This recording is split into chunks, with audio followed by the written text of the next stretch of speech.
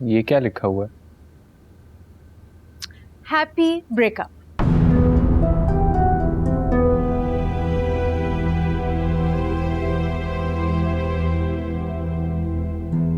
मुबारक। ये सब क्या तमाशा है? और ये किस बात की सेलिब्रेशन हो रही है? ये हमारी ब्रेकअप की खुशी की सेलिब्रेशन है। या अल्लाह, ये लड़की तो बिल्कुल ही बावली हो गई है। सना, ये सब क्या है?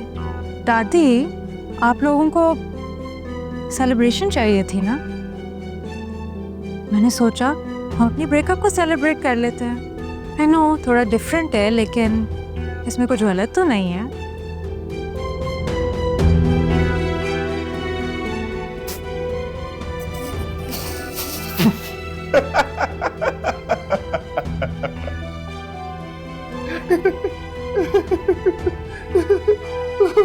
अफरासियाबा, आज तो बंद करो।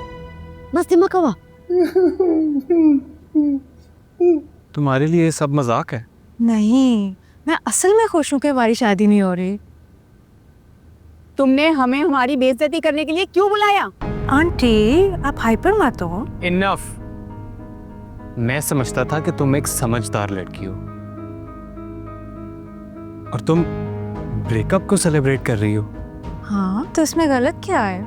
मुझे तो आइडिया काफी कूल लगा था।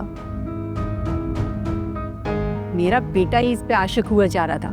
यकीनन इसकी तरबियत में बहुत कमी रह गई है। ओ एक्सक्यूज मी आंटी जी, अपने जज्बात को जरा ब्रेक लगाओ।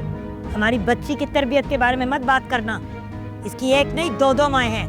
So just you shut up. लेकिन सगी और सौतीली में फर्क होता है।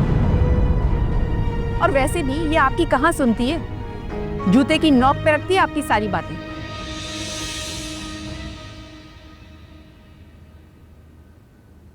और तुम्हारा जो ये एटीट्यूड है ना, हर मामले में बस अपनी ही मर्जी चलाना, तुम कभी किसी के साथ खुश नहीं रहोगी। एक मिनट, तुम्हें भी फिलहाल अंदाजा नहीं है तुमने किसे खो दिया है।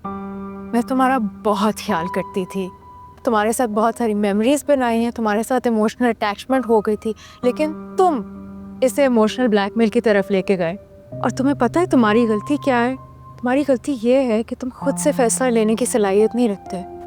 मैंने तुम्हें कहा, निकाह के फौरन बाद रुखसती नहीं हो सकी है, तुम मान गए। तुम्हारी अम्मी ने कहा कि रुखसती तो जल्दी हो गई, तुम फिर मान गए। इस वजह से कॉन्फ्लिक्ट पैदा हुआ और हमारा निकाह कैंसिल हुआ। अब अगर आज तुम्हारी अम्मी मेरी बात मान जाए, हमारा निकाह हो जाए और रुखसती बाद में हो, तो मैं एक दफ़ा फिर मान जाओगे। मसला ये है, तुम्हारी अपनी कोई राय नहीं है। लेकिन मैं क्यों मानूंगी?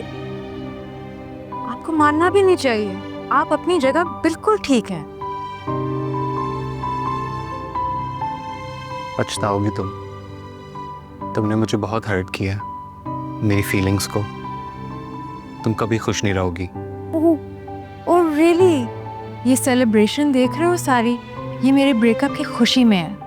घर सजाया, केक मंगवाया, और जिस दिन निकाह भी टूटा था उस दिन की रात भी मैं पूरी रात जाग के तारे नहीं गिन रही थी, बल्कि हाथी घोड़े बेच के सो गई थी और सुबह बिल्कुल फ्रेश उठी थी। बताने का मकसद ये है कि तुम अपने आप को ना थोड़ा ज़्यादा ओवर एस्टिमेट कर रहे हो। तुम्हारी मेरी ज़िंदगी से जाने का मुझे कोई फ़र्क नहीं पड़ा। हाँ, थोड़ा अफसोस हुआ है क्योंकि तुम मुझे अच्छे लगने लग गए थे। मैं तुम्हारे साथ अपना मुस्तकबिल सोचने लगी थी, शादी की बात की बहुत सारी प्लानिंग करने लगी थी, हर बात पे तुम्हें वीडियो कॉल करती थी, हर बात तुम्हारे से शेयर करती थी। लेकिन अफसोस, तुम्हें कदर नहीं थी। मैं तुमसे बहुत बेहतर डिज़र्व करती हूँ। अब तो मुझे भी लग रहा है कि तुम मेरे लायक ही नहीं हो। अगर हमारी शादी हो जाती और फिर मुझे पता चलता कि तुम ऐसी हो, तो मैं एक दिन में तुम्हें तलाक दे देता।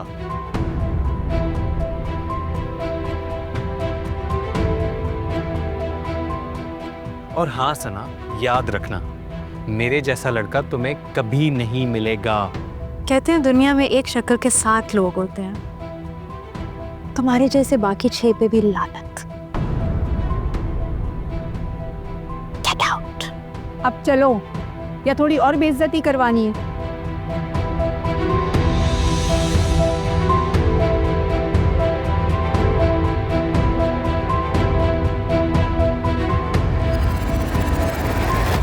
दादी दादी दादी पानी लेके आओ। पानी ठंडा पानी लेके आओ।